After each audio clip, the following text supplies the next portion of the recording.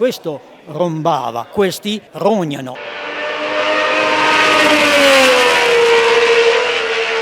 Siamo con Silvano Montanari, che è ex meccanico Ferrari degli anni gloriosi quando correva a Villeneuve. Partendo da quello che abbiamo qui davanti, il suono è che qui era un 12 cilindri che già si faceva sentire all'epoca, però io ho un mio modo di esprimermi, dico che questo rombava, questi rognano, nel senso che tendono a fare il sibilo. Hai capito? Perché questo arriva a 12, 12,4, questi qui girano già a 13,5, c'è già grande differenza nell'orecchio, hai capito? Cioè, Perché quei 1000 giri fanno la differenza. cavolo, ma c'è una differenza, infatti dico, questo qui quando va da 9 in su, senti come c'è un sibilo, e infatti, dove invece questo qui c'è un rumore cupo, C'è hai un capito? rumore un po' più profondo. Sì, c'è una differenza che è abissale, tutti hanno visto tutti i rally pim pum pam, non riescono a distinguere, hai capito, la differenza, lo senti lontano 300 metri, perché ripeto c'è un abisso di differenza, ecco.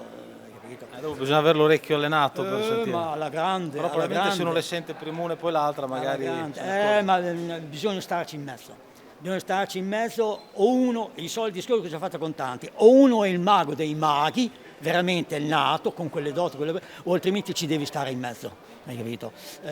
Mi è capitato in varie circostanze, per esempio col turbo, che adesso quest'anno non l'ho vista, quando nell'84 andammo al Zolder, che Michele Alboreto fece una pole position, dopo c'era un motore solo, e io l'ho saputo in quella circostanza lì perché l'ho installato dopo sul telaio, che dopo venne chiamato il motore con gli spaghetti, e quando lo mettemmo in moto aveva un suono totalmente diverso dagli altri turbo, hai capito? Perché suonava diverso? Perché si chiama motore particolare e c'era solo quello lì, dedicato a Michele Alboreto perché fece la pole position e vinse anche la gara, perché all'uscita dei cilindri, i 6 cilindri AV e gli scarichi erano interni, invece di esserci solo 3 uscite, ce n'erano 6 in parte, perciò sono 6 e 6, 12 scarichi piccolini, allora produceva un motore tipo al sibilo similare, per modo di dire, a questi qui.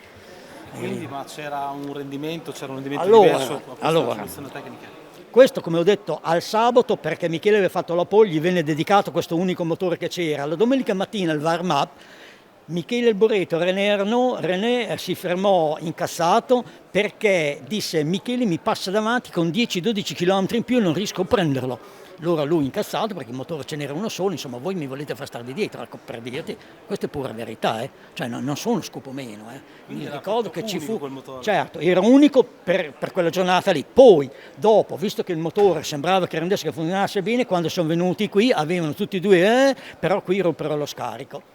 Perché gli scarichi piccolini, e anche lì c'era tutto un procedimento per poter fare in modo in maniera che non si rompessero, invece non era la fretta, non erano stati curati bene e si ruppero. Sono tagliati, anche perché immagino che fosse tutto molto sottile. Sottili.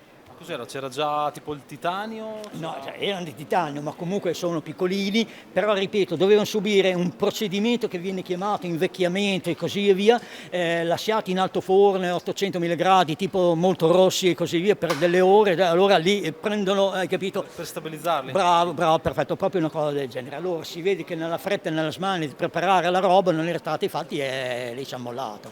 E fecero brutta figura perché a quell'epoca potevamo, se non vincere, si faceva il primo e secondo posto, insomma terzo.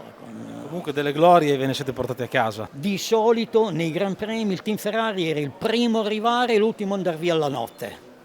Quindi eravate quelli che lavoravate di più. C'era un motivo perché uno vinceva? Ma no, non era quello il motivo, perché vinci con la macchina, il pilota che sia valido, che non faccia delle somarate, basta, è finita lì. Ecco. Quanti anni ci ha lavorato a Maranello? Dal 76 al 90. Silvano, grazie, adesso mi andrò a guardare queste meraviglie che hai costruito. Ci sono delle mie interviste fatte anche da Donini su Autosprint l'anno scorso con il ricordo di Villeneuve e così via. Bello. Sì, grazie ancora. Complimenti. Non è un problema. Quello che so, volentieri. Se ti è piaciuto il video lascia un like e iscriviti al canale Audiopista. Grazie, a presto.